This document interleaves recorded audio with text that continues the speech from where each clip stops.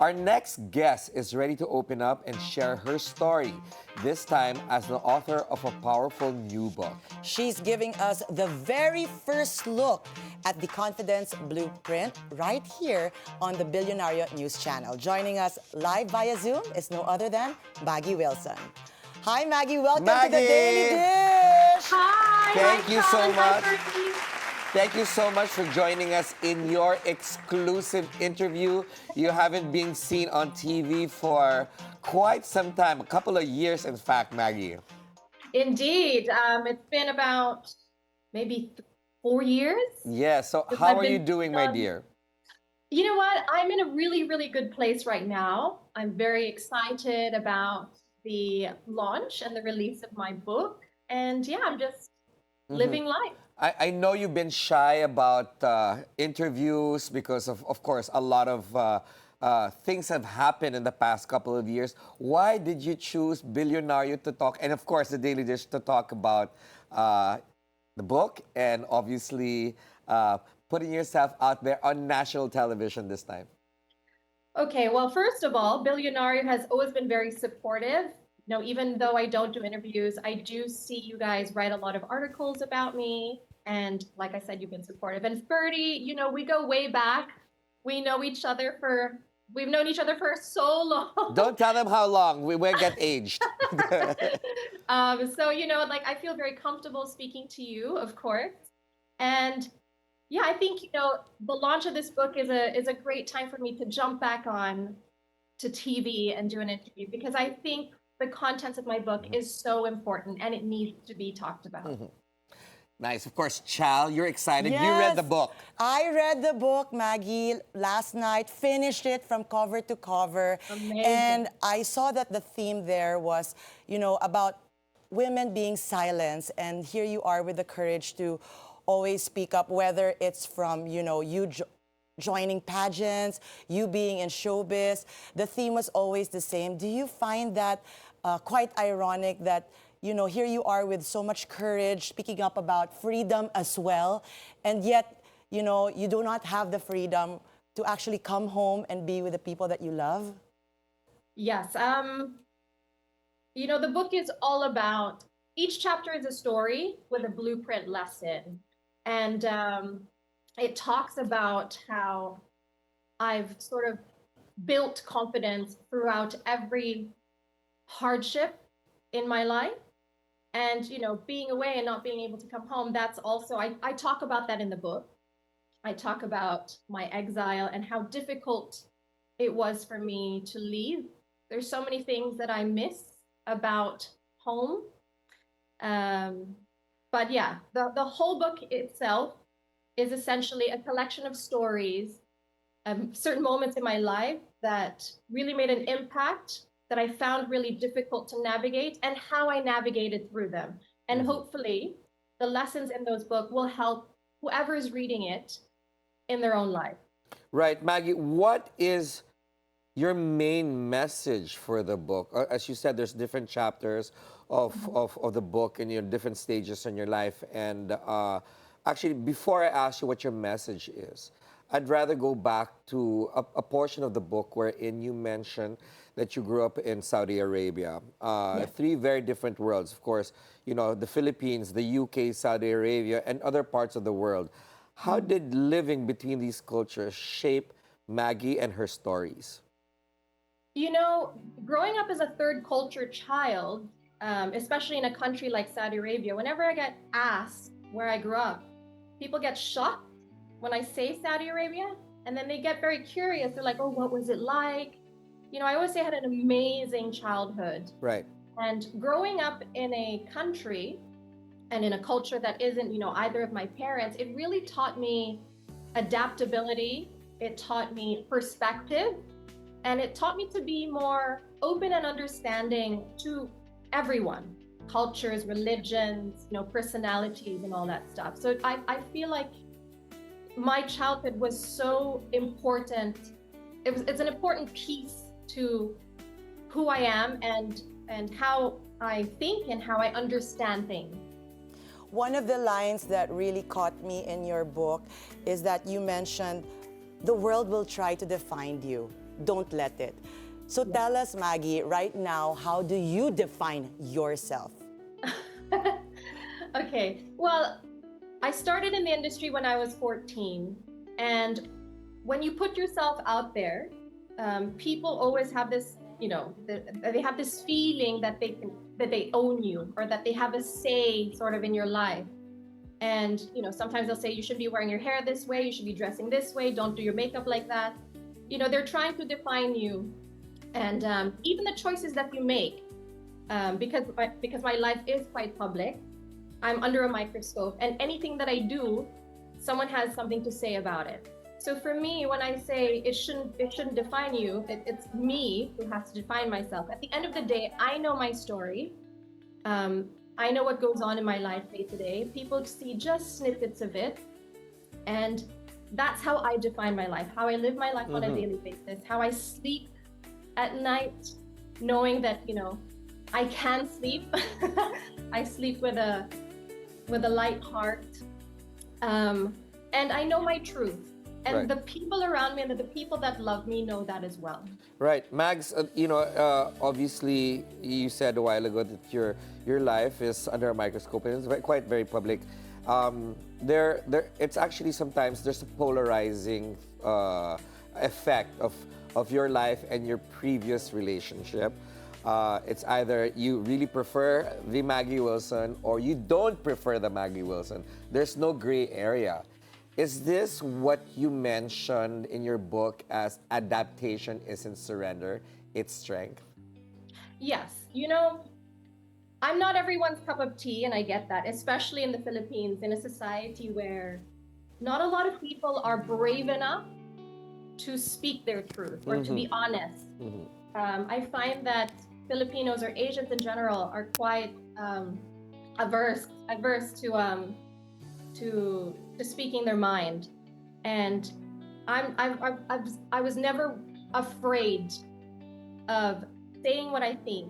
And sometimes, that might get me in trouble, but that's okay, because I believe that no, because I believe that at the end of the day, if you're honest about something, then that's all that matters. I don't believe in sugarcoating things. I don't believe in bending Right. my opinions and my views to fit into someone else's expectations or molds of me. Right. There are a few chapters here that you're very raw. As Chal has mentioned to us before preparing for our chat with you, there's a chapter about discovering your sister, and Chal, you had a question about that. Yes, so the sister that you never knew you had. So maybe you could share a little bit on how you actually uncovered that family secret and the way that it changed you to what you are today, because, you always continue to speak about the truth, like what just you said. Yes. So I found out when I was 15, when I first moved to the Philippines. My parents wasn't with me, so they left me in the care of family and a woman, and who I thought was my cousin, but I wasn't really sure, because I did see her growing up, but I just didn't really know what her actual relation was. Was she my cousin? Was she my aunt? I didn't know. And then eventually I found out through other family members that she was in fact my half-sister. And that, at 15, really shook me to the core. How could she be around, how could this woman be around all these years and I did not know that she was my sister? And so I learned from that moment in my life that although I understand what happened to my mother, I thought that it wasn't fair how my sister was sort of kept from us. And from there, it really taught me a lesson on truth. Because, silence can wound, silence can feel comfortable, but it wounds deeper than the truth. And that's why the truth is so important. Mags, that chapter of your life, did that shape your relationship either romantically or socially or within your close knit of friends? did that shape you? Did it cast doubts? Did it cast or did it put up a wall in the way you treat relationships? The chapter about finding about my sister. Yes. No, I wouldn't say. I always get told that I'm quite a social and friendly person. My friends would also say that I trust people too quickly. Mm-hmm. Because the way I see it, I always try and find the goodness in people. Mm-hmm. I give them the benefit of the doubt until I'm made to doubt. But like I said, I always try and see the goodness in people, and as much as possible, I will always be honest about what I think and how I feel. And yeah, That's an interesting thing, Maggie. You said that you always see good in people. Has your experience and your turmoil for the past couple of years brought about something good? Have you seen anything good about that? absolutely. I think what's happened to me, because it also became so public, and it started to be talked about in the media and on social media, it sparked a conversation, a bigger conversation, not just about what's happened to me, but what's Mm-hmm. happening to women and people in the Philippines that are going through something similar. Mm-hmm. Okay. Sorry, Chow, just to follow up on that, do you think that what has happened to you and that you brought out that conversation on the coffee table, basically, do you think the price you paid was very high for you to be able to derive those conversations? No, I don't think so. And I say this because if it sparks a big, it's if it's able to spark a big conversation, and it even nudges, right? Let's say our system or our government to make a change, or it makes someone think about, or question, right, the system, then the price wasn't too high at all. Oh my. I want to talk about courage, jumping off from, fighting for the good fight. Maggie, it has been said that you have single-handedly fought and exposed the trolls here in the Philippines with everything that has happened. And it is happening actually again from what we see and what you've shared. As soon as you launched your book, a lot of these trolls started coming at you. Tell us, does it actually feel like a David and Goliath fight? Is it something that just comes off easy for you, especially since you've already practiced your voice and, making room and space for yourself as a woman already? Or does it still feel difficult and challenging? First of all, I don't want to say I single-handedly It was battled the quoted though. It trolls. was quoted as that. I know it was quoted as that, but I do want to give credit to my online community because they were the ones who found it and discovered it and brought it to my attention. And so it wasn't just something that myself that I was able to sort of uncover and take down. So I need to give credit to them. With that said, dealing with trolls or negativity, it's not something new to me. I've been in the industry since I was 14. I've been called so many names, so many things. So none of it really truly bothers me. I think it bothers my community more. It bothers maybe my family and my friends more. But as for me, it's just water off a duck's back. Because again, at the end of the day, I know my truth. I know what I have done and what I haven't done. And if I know what they're saying about me isn't true, then it doesn't affect me at all. In fact, I just laugh about it. I'm like, wow, they're getting more creative by the day. Maggie, we see your courage and how brave you are, but from one woman to another, there's been a lot of words thrown at you, like what you mentioned, ever since the start of your career, whether it's talk about you being a mother, a wife, or a celebrity. Which one actually hurts the most? I don't know, maybe a liar. I've been called a liar quite a bit. And there were things that were said about me in court documents as well that I felt were incorrect or maybe came from a place of hurt. Because like I said, I do like to live my life in truth. and in honesty. And however that truth may sound like, at least I'm able to say how I feel and what I'm thinking. And again, at the end of the day, for me, communication is everything. And if you're not able to communicate clearly about how you feel, what you're going through, then any relationship will break down. Right. Max, you know, writing a book sometimes is not only a love letter to yourself, but it's the way that you unload emotions, unload stresses, unload concerns, right? And I'm glad you found that uh, that genre or mode of expressing yourself. But has there been a time wherein you're like, this is just too much. There's so much going on. This is too much. I don't want to deal with it. I just want to be quiet. I just want to, I just don't want to listen to anything. Has that ever happened to you? Oh my gosh, yes, absolutely. And what did you do about it? Okay, so I would say 3 years ago, in the height of in the middle of the height of everything, I literally wanted the earth to swallow me whole. It was a very difficult time for me, very hard moment for me, to sort of accept what was going on. And yes, putting myself out there in this book has absolutely terrified me. There were moments where I said, I don't know if I want to do it, or I'm too scared to talk about certain things. But then, I receive messages every day from my online community.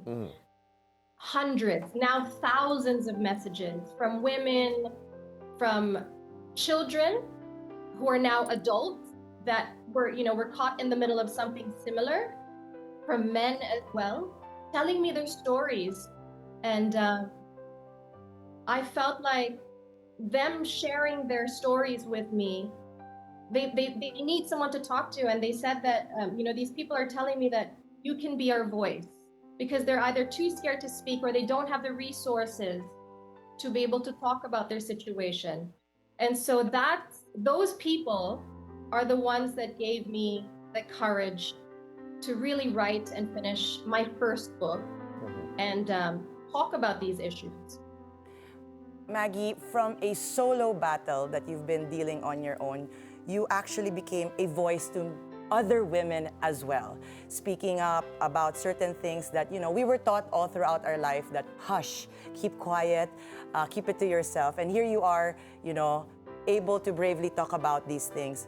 What are some of the most touching stories that you've heard from other women going through the same thing, maybe with their marriage or their life? I think the most touching ones are from the children. So there was one of my followers reached out to me saying that she lost access, or her mother lost access to her when she was little, because of how her father sort of attacked her mother legally. And now that she's an adult, she realized what her father had done. Because as she was growing up, she felt like she was being poisoned by her father. And now that she's an adult, she's realized everything. And now she now has a beautiful relationship with her mother. But they lost so many years of being able to be a mother and child.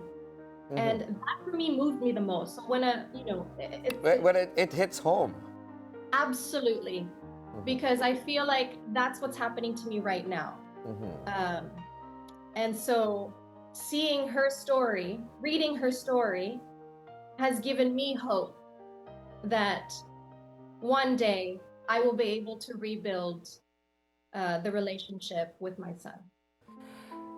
Thank you so much for sharing that. And I hope you don't mind, because I'm going to be speaking from a place of, people asking these questions. Yeah. You mentioned your son, you mentioned wanting to come home, and some of them, would say, bakit hindi na lang umuwi si Maggie Wilson? Bakit di na lang niya harapin? Tell us, what is it that is making you choose to fight this battle from where you are right now? I think the only answer really is safety. I do not feel safe. And that's the reason why I left. I felt that my safety was in danger. I also felt like the system in the Philippines would not be fair. I think we can all sort of agree without me saying too many words, especially with what's going on right now in the Philippines in government. I don't believe that I would have been granted a fair trial. And yeah, at the end of the day, it's my safety that I'm most concerned about. Mother doesn't stop. Being a mother never stops, even in exile. But I want everyone to know that, yeah, the reason why I left and the reason why I haven't gone back is because of safety concerns. And I won't be able to be a mother to my son in the future if I'm not around. A very interesting point that you made, Maggie. The other questions coming to us would be, how are you living now? Because of course, obviously, being away wherever you are entails a lot of expenditure, and obviously, if in the Philippines you're able to work.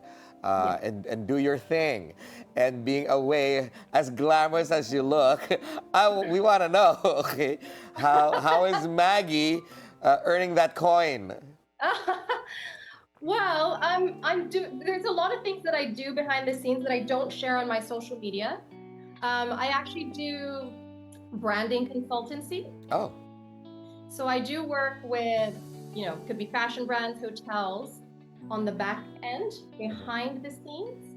And I do some consultancy for them in terms of, branding and marketing. I don't talk about it on social media because, of course, privacy for those companies and those brands. And then recently, I signed with an agency in Europe. So I've been doing more work with them on the social media end as well. Then, of course, writing this book. And I'm also launching my own brand next year. I don't want to talk about it just tell yet. us. It's not ready yet. You're teasing us already with You're going to be it. back on the show anyway. So, okay, fine. We'll wait, Maggie. We'll wait.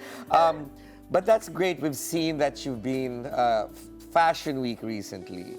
And I'm sure that's a great respite from your hectic life. Maggie, how are you breathing? I mean, there's so much on your plate. It's a struggle. But the way I see it is, even though with all the stuff going on in my life, I'm very, very blessed and very grateful to be able to live the life that I'm living. And so what keeps me going is that. And I need to stay healthy, mentally and emotionally strong for when the day comes that I see my son again. And that's interesting. You're talking about your child. If in the future, when he fully understands, were to read your book, what do you hope he understands or gets out of it about you? I hope he understands why I did what I did, and that we could really sit down and talk about things. It was a very difficult decision for me to make, and I do regret. If there's one thing that I do regret, is that I didn't have a proper goodbye. One of the most emotional things for me reading the book was your letter to your son. Just thinking about it makes me feel like tearing up as well, only because I'm a mom too. And, some of the things that were also written in the book is to have a case just for speaking about your love for your son. How long has it been since, are you in communication with your son, or is it completely gone? So I'm not in communication with him at the moment. I haven't seen him in over 3.5 years.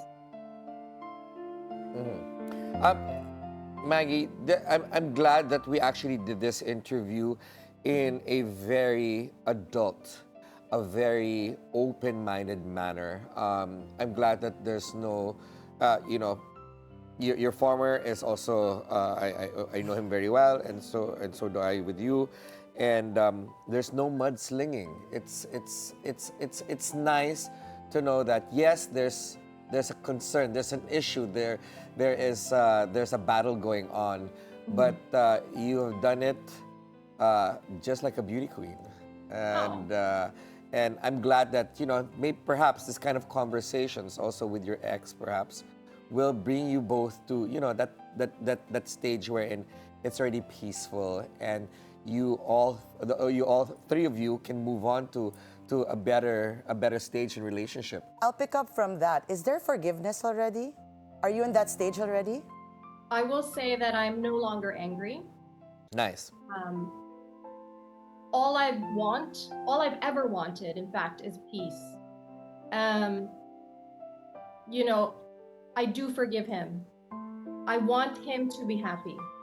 That the day I left, or the day that we separated, that's all I ever wanted for him. I want him to be happy, and I hope he finds that happiness, because it's living in anger for the rest of your life is not healthy. Mm-hmm. And we did share 12 beautiful years together. We had some great times. Of course, not everything was great, but we had more great times than bad times. Mm-hmm. And so I shared the same bed with this person for many, many years. He is the father of my child, and so I do not wish him ill. Mm-hmm. I wish him well. I wish that he finds peace and that he's happy. Because if he's happy and he's healthy, then he could be a great father to our son. Mm-hmm. And our priority should be Connor. Wow, that too is courage. And like what Ferdy was saying, thank you so much for having this space or choosing this space to be able to tell your story and share your powerful voice. I'm personally just want to ask you right now, maybe you could also take advantage of this space here at the Daily Dish. If your son could be watching, or if he's there and someone shows it to him, what would you want to tell him? Really, just 2 sentences. That I miss you so much, and that I've never stopped loving you. That's it. That's all I want. Well, Maggie, thank God Chas beside you, know, else I wouldn't have anything else to say. The tears also. But yes, Maggie, can I just insert one last? Makikita ba namin si Maggie Wilson in Manila soon? Will we get that? Is that something that we are fighting for? Well, yes, that is definitely something I am fighting for and working towards. But I don't know how soon, but there will be a day that I will come home. Mm-hmm. I looked over to my right, Ferdy, and I'm seeing some of the women here tearing up as well. Thank you so much for trusting us with this, Maggie. Maggie, what can I say to you? I just hope that we wish you and your son and your former and the people that love you, who's been interconnected in your past journey, or past few years journey, to find peace. And the goal of one thing is to make sure everybody is on the same page, and that everyone's happy. Thank you so much for your trust, you. Maggie. Of course, And congratulations. Congratulations on your book. I heard it's selling like hotcakes. Thank you. Ferdy, Chal, thank you so much for having me. Thank you so much. And for your time, and for letting me, talk about my book. Yeah, and I'm sure you're gonna be back on the show anyway, because you gave us a teaser. So Maggie Wilson, everyone, thank you so much for this exclusive interview with you. Maggie, we'll talk to you later. You're welcome. Bye.